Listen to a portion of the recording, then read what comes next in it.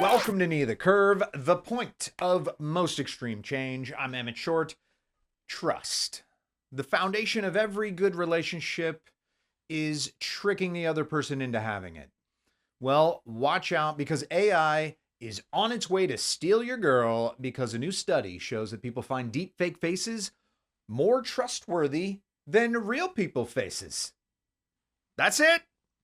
End of an era. Apparently, we can't trust what we see on the internet now. We can't even trust that somebody is somebody. Researchers speculate the elevated trust level is because deepfakes are made to look more like average faces, which is clear now why no one trusts me. That's my curse. Full head of hair, strong jawline. My mom always said, I'm very untrustworthy. Crypto.com's debit card and trading platform is far and away my favorite. They have the highest staking percentages, 14% on stablecoins. That's crazy. The most cash back of any card, and they give you free Netflix and Spotify and Amazon depending on your level. I don't have a deal with them. I just love them, and you can make $25 if you use my link. Here is the research paper published in PNAS. I wish I was making that up. Proceedings of National Academy of Sciences. It's the most prestigious PNAS in the scientific community. It's a brief report.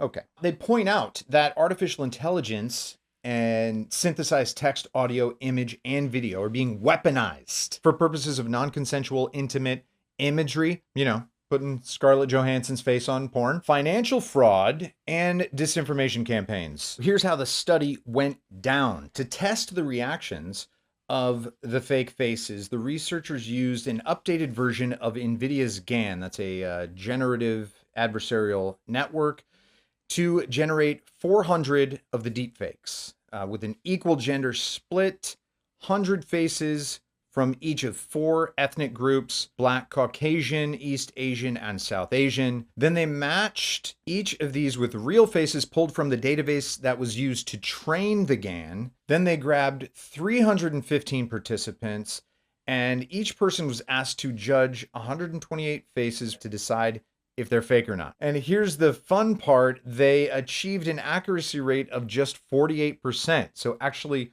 worse than the 50% you'd get from a random guess. But it gets even cooler because they're like, well, some deepfakes have characteristics of defects and glitches. So what they did was they trained another 219 participants, and they trained them to look out for the things that would tip them off. And their performance still improved only to 59% after the training. All right, so the final studies, the good one, when they decided to see whether trustworthiness, something we typically decide in split seconds based on hard to pin down features, might help people make better calls. So they got another 223 participants to rate the trustworthiness, and they found people actually rated the fake ones 8% more trustworthy. In fact, out of all the pictures on the test, the 4 most untrustworthy faces were all real.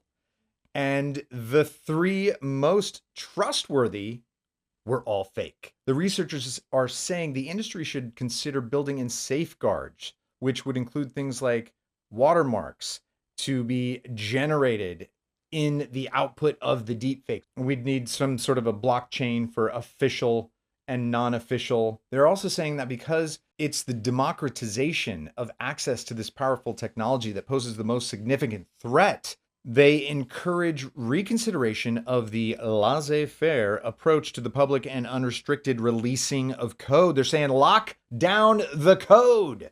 And we know how well that's worked out for all other forms of digital information. But, they do point out that it's basically too late and we're not going to be able to get the genie back in the bottle. Okay, here's my thoughts. This study, Crossing the Uncanny Valley, was done with just still images, but it's getting really close with video. Mark Hamill just showed up in Boba Fett, but it doesn't take a big studio to do this. There was a Twitter video of Tom Cruise that went viral. They said the images were more trustworthy because they were more average looking, but it's entirely possible that there are certain subtle things about a face that makes it look more trustworthy. Man, I'm looking forward to that trustworthy zoom filter. Blur the background, soften my skin. Oh yeah, jack up the trust. Let's jack up the trust. This is a job interview. We can get a trust filter. Maybe we can get a comedy filter. My YouTube videos are gonna go super viral. You can only be fooled if you're looking at a screen. So I guess we can look forward to going back to a time when we get all our news from word of mouth. Real life deep fakes, probably years away. I don't know, maybe when we have AR glasses, we could hack someone's glasses to make us look like a celebrity. Also, you know what this means? The next season of Catfish is gonna be far more deceptive. The Catfish show used to operate on simple text messages and still photos. Now it's going to be full-on video conferences, and the reveals are going to be way more dramatic. It used to be, hey, you're not 6 foot and chiseled.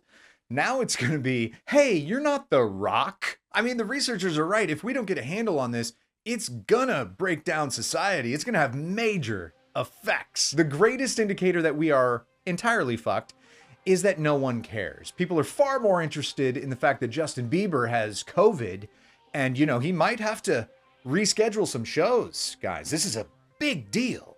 You know, you're not going to be able to see him soon. You're going to have to see him later.